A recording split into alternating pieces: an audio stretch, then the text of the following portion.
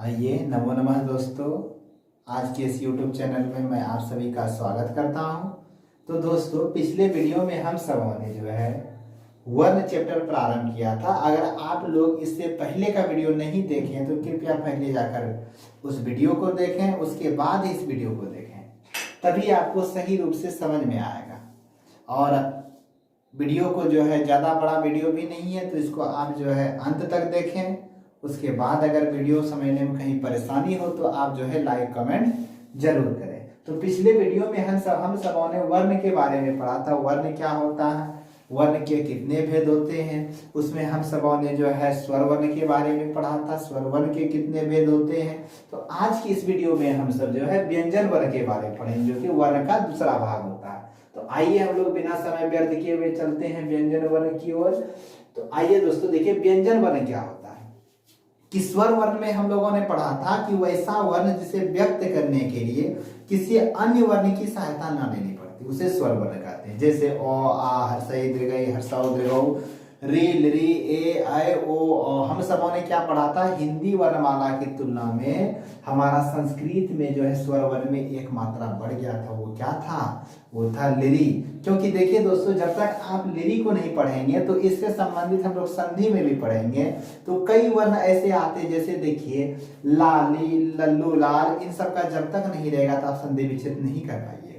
क्योंकि लिरी जब तक नहीं रहेगा तो उसका संधि विच्छेद कैसे होगा, क्योंकि लाली का संधि विच्छेद होता है लिरी जोड़ आली, लिरी जोड़ अल्लू लाल बराबर लल्लू लाल। तो आप जब तक लिरी के बारे में जानेंगे नहीं तो कैसे कीजिएगा। तो ये हमारा संस्कृत में जो है लिरी को भी जोड़ा गया है और हिंदी में जो है लिरी को नहीं रखा गया। तो चलिए, खैर जो भी हो, हम लोग पढ़ेंगे व्यंजन वर्ण। स्वर वर्ण में क्या होता था, एक वैसा वर्ण जिसको व्यक्त करने के लिए किसी अन्य वर्ण की सहायता ना लेनी पड़ती है, उसे स्वर वर्ण। लेकिन वैसा वर्ण जिसे व्यक्त करने के लिए दूसरे वर्ण की सहायता लेनी पड़ती है, उसे हम लोग क्या कहते हैं, व्यंजन वर्ण। अर्थात व्यंजन वर्ण को व्यक्त करने के लिए दूसरे वर्ण की सहायता लेनी पड़ती है। जैसे एक उदाहरण देते हैं, जैसे हम लोग बोलेंगे क, तो क को व्यक्त करने के लिए भले हम क बोलते हैं, लेकिन हमारा ध्वनि क्या आता है, अ। इसका मतलब क को व्यक्त करने के लिए देखिए दूसरे का सहायता लेना पड़ रहा है ना। तो ये आपका व्यंजन हो गया। का से जैसे और अलग करेंगे तो इसमें हल बन आता है। तो ये आपका क व्यंजन हो गया। क, ख, ग, घ, अंग, सब जितने भी वर्ण हो गए इधर स्वर को छोड़कर सारे क्या होते हैं, व्यंजन होते हैं। तो देखिए व्यंजन के कितने भेद होते हैं, व्यंजन वर्ण के तीन भेद होते हैं। कितने भेद होते हैं, तीन भेद। पहला होता है स्पर्श व्यंजन, दूसरा अंतस्थ व्यंजन, तीसरा ऊष्म व्यंजन। अब हम लोग बारी बारी से जानेंगे स्पर्श व्यंजन क्या होता है, अंतस्थ व्यंजन क्या होता है और ऊष्म व्यंजन क्या होता है। ठीक है, तो चलिए हम लोग जानते हैं कि स्पर्श व्यंजन क्या होता है। कि जिस वर्ण के उच्चारण में मुख में उच्चारण स्थान एक दूसरे को स्पर्श करता। स्पर्श शब्द से ही पता चल रहा है कि कोई चीज को छू रहा हो या टच कर रहा हो, इसी को हम लोग क्या कहते हैं, स्पर्श व्यंजन। तो इसी से परिभाषा बनता है कि जिस वर्ण के उच्चारण में उच्चारण स्थान, अब उच्चारण स्थान कहाँ रहता है, हमारे मुंह के अंदर रहता है।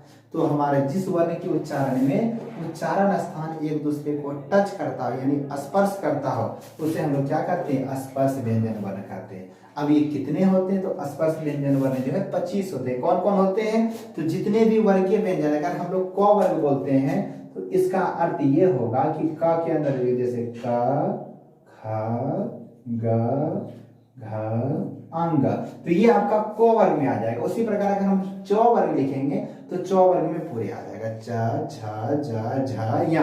ठीक है, तो इसको समझ लीजिएगा आप लोग। तो देखिए जितने भी वर्गीय व्यंजन कितने वर्ग होते हैं, क वर्ग, च वर्ग, ट वर्ग, त वर्ग और प वर्ग। तो कुल मिलाकर के 5 वर्गीय व्यंजन होते हैं। कितने होते हैं, 5। तो स्पर्श व्यंजन वर्ग कितने हो गए, एक वर्ग में 5 और 5 वर्ग में तो 25, यानी कि स्पर्श व्यंजन वर्ग की संख्या कितनी होती है, 25। तो इसको हम लोग ऐसे भी बोल सकते हैं कि क से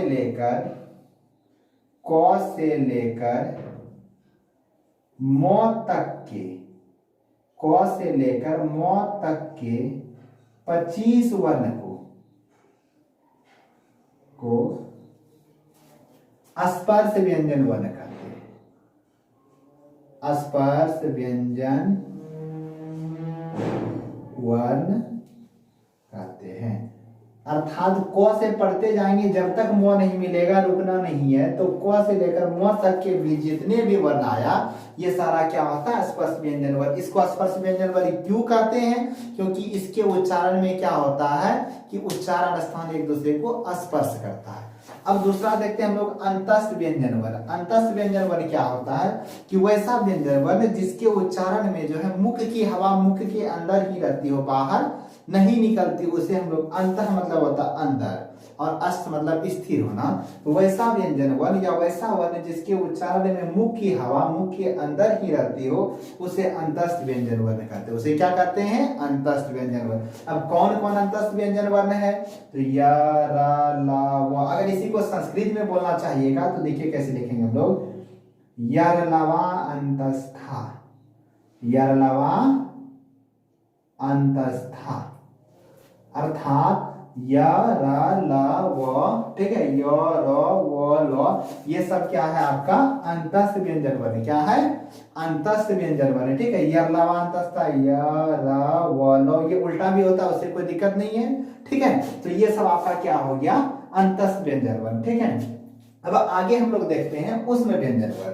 तो उसमें व्यंजन वर्ण क्या होता है कि वैसा वर्ण जिसके उच्चारण में क्या हो कि हल्की हल्की गर्म वायु मुख से बाहर की ओर। अब आप ये नहीं बोलिएगा कि ज्यादा क्यों नहीं, तो वो तो स्वाभाविक बात है, ठीक है। आप लोग स्पर्श कर सकते हैं, ऐसे करके बोलिए स, ह, स। तो देखिए इसमें क्या होता है, हल्का हल्का गर्म वायु निकलता है, ठीक है।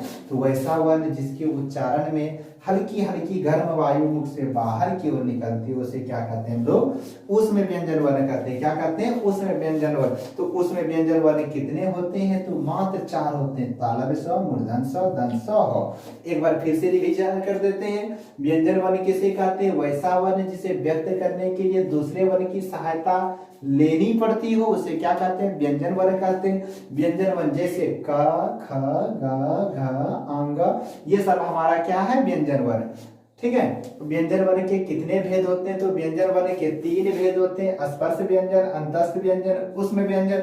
अब स्पर्श व्यंजन क्या होता है, तो वैसा व्यंजन जिसे व्यक्त करने, जिसके उच्चारण में क्या हो कि उच्चारण मुख में उच्चारण स्थान एक दूसरे को स्पर्श करता हो, उसे स्पर्श व्यंजन कहते हैं, ठीक है। उसे स्पर्श व्यंजन वर्ण कहते हैं। जैसे क, च, ट, त, प, ये सारा वर्ग जो है, क वर्ग, च वर्ग, ट वर्ग, यानी कि जितना भी वर्गीय व्यंजन होता है सब स्पर्श व्यंजन होता है।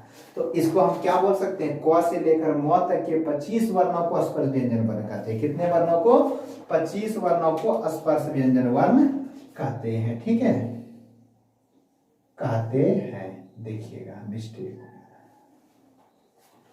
अब देखिए अंतस्थ व्यंजन वर्ण, तो वैसा व्यंजन वर्ण जिसके उच्चारण में मुख की हवा मुख के अंदर ही रहती हो, उसे क्या कहते हैं हम लोग, अंतस्थ व्यंजन वर्ण कहते हैं। जैसे य, र, ल, व, इसी को हम लोग संस्कृत में बोलते हैं यरलवा अंतस्था, कादयोम अवसानः स्पर्शा, ठीक है। अब आगे देखिए, तो अंतस्थ व्यंजन वर्ण की संख्या कितनी होती है, 4, य, र, ल, व, ठीक है। अब देखिए तीसरा क्या होता है, उसमें व्यंजन वर्ण, तो वैसा व्यंजन वर्ण जिसके उच्चारण में हल्की हल्की गर्म वायु मुख से बाहर की ओर निकलती है, उसे हम लोग क्या कहते हैं, उसमें व्यंजन वर्ण कहते हैं, ठीक है। जैसे तालव्य स, मूर्धन्य स, दंत स, ह, ठीक है। तो इसको आप लोग स्क्रीनशॉट ले लीजिए। फिर हम लोग आगे बढ़ते हैं कि व्यंजन वर्ण को और मतलब व्यंजन को और आगे किन नामों से जाना जाता है। आइए अब हम लोग जो है पढ़ते हैं कि व्यंजन वर्ण। अभी तो हम लोगों ने पढ़ा कि व्यंजन वर्ण को जो है 3 भागों में बांटा गया, स्पर्श व्यंजन, अंतस्थ व्यंजन, उसमें व्यंजन। अब हम लोग देखते हैं कि व्यंजन वर्ण को उच्चारण की में कहता है, उच्चारण में वायु प्रक्षेप, ठीक है। यहाँ थोड़ा सा मिस्टेक हो गया है,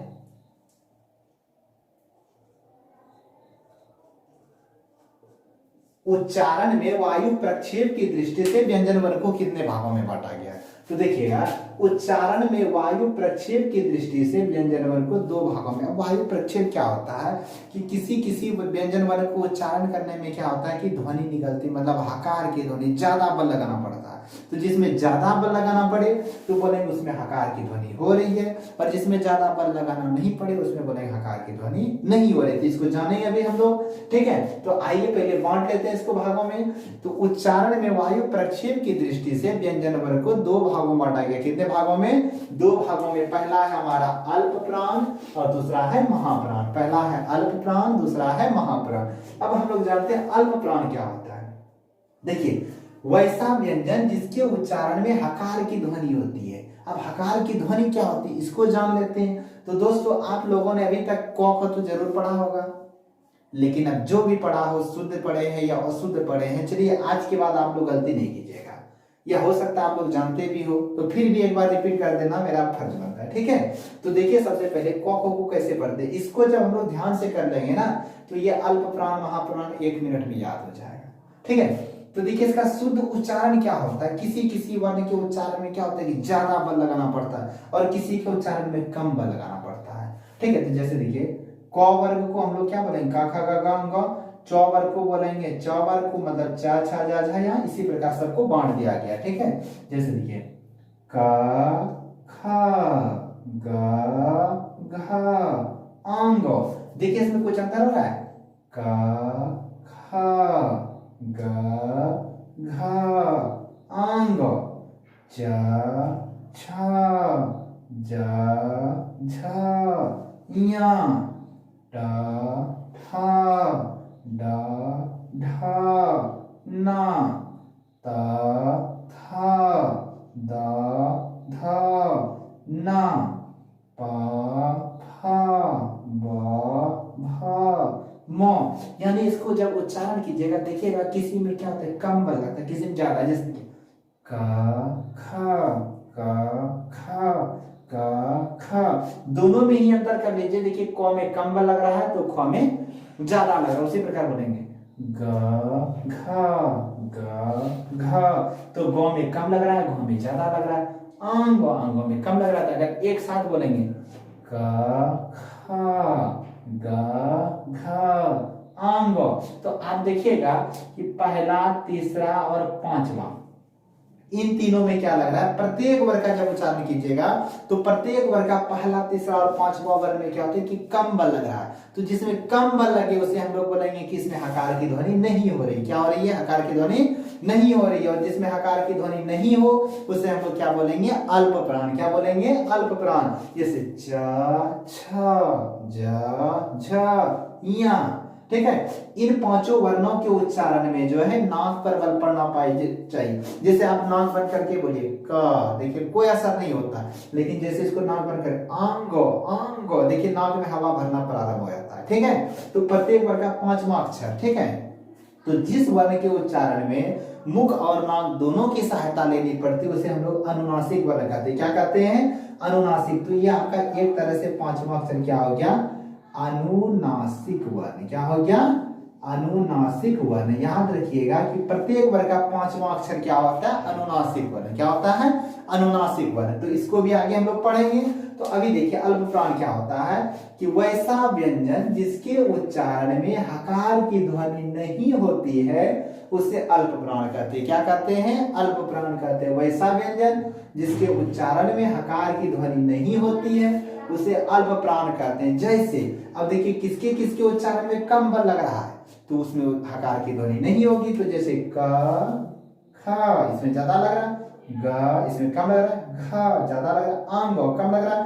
पहला तीसरा पांचवा, पहला तीसरा पांचवा, ये सारा आपका क्या हो जाएगा? अल्प प्राण। क्योंकि इसके उच्चारण में कम ध्वनि लग रही है तो इसको बोलेंगे इसमें हकार की ध्वनि नहीं हो रही। तो देखिए, जैसे का ग अंग, तो इतना हम लोग कितना उदाहरण, तो डॉट डॉट दे दिए, इसको नोट में बना के लिख दिए कि प्रत्येक वर्ग का पहला, तीसरा, पांचवा तथा अंतस्थ वर्ण, अंतस्थ जो हम लोग पढ़े थे भी, यर लवा अंतस्थ था, देखिए दे दिए यर लव, ये सब भी क्या होता है को अल्प प्राण कहता है, अर्थात प्रत्येक वर्ग का पहला, तीसरा, पांचवा वर्ण तथा यो रो लव को क्या कहा जाता है, अल्प प्राण कहा जाता है। अब हम लोग महाप्राण पढ़ते हैं, तो वैसा व्यंजन जिसके उच्चारण में हकार की ध्वनि होती है यानी कि ज्यादा बल लगता है उसे महाप्राण कहते हैं। जैसे ख बोले दूसरा चौथा, इन दोनों में ज्यादा बल लग रहा था तो ये हो गया आपका महाप्राण। छ झ, देखिए ख घ छ झ डॉ डॉ, तो प्रत्येक वर्ग का दूसरा चौथा वर्ण तथा उसमें व्यंजन, तो देखिए उसमें व्यंजन में क्या आ जाएगा, ये जगह तालव्य मूर्धांत सो दंत सो हो उष्म, ठीक है, उष्म वर्ण, ठीक है, दंत सो हो को महाप्राण कहा जाता है, महाप्राण कहा जाता है, ठीक है। तो प्रत्येक वर्ग का दूसरा चौथा वर्ण तथा तालव्य मूर्धन्य दंत हो को क्या कहा जाता है, महाप्राण कहा जाता है, ठीक है।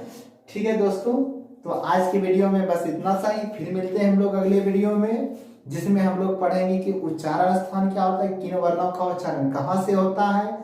तो आप लोग वीडियो देखना जरूर देखिएगा, वीडियो देखने के लिए मत छोड़िएगा। अगर अच्छा लगे तो कमेंट बॉक्स में बताइएगा और अगर कुछ बुरा लगे तो उसे भी बताइएगा, ठीक है। आज के लिए इतने ही, तो धन्यवाद।